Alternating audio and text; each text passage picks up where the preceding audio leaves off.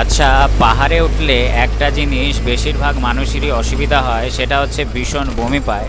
তো তাদের উদ্দেশ্যে বলবো, তোমরা যদি শিলিগুড়ি থেকে দার্জিলিং যাও তাহলে চেষ্টা করবে নিচ থেকেই কিন্তু ফার্মেসির দোকান থেকেই তোমরা বমির ট্যাবলেট এমনকি ওআরএস নিয়ে নেবে।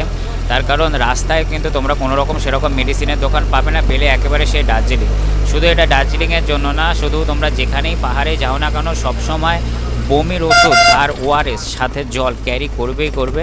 বাদবাকি পাহাড় কিন্তু খুবই সুন্দর, কিন্তু অনেকেই বলতে পারো বমি পায়, তার কারণ রাস্তা একবার ডান দিক একবার বাদিক যায়। তোমাদের দেখাই সামনের রাস্তাটা, এই দেখো সোজা গিয়ে কিন্তু আবার বাদিক আবার ডান দিক। আর সামনের ওদিকে ভিউটা আমি তোমাদের জাস্ট দেখাই, হেভি সুন্দর হেভি সুন্দর ভিউ, এই দেখো। আর এখানে সূর্যের আলোটা পড়েনি বলে একটু ঠান্ডাটা বেশি লাগছে।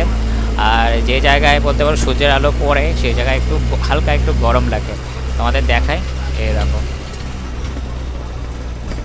আমরা এখন এসে পৌঁছালাম কালীমাটি বলে একটা জায়গায়, এই জায়গাটার নাম। আর পাহাড়ি ঘর যেরকম হয় দেখো, এই দেখো কি সুন্দর না, হেবি সুন্দর।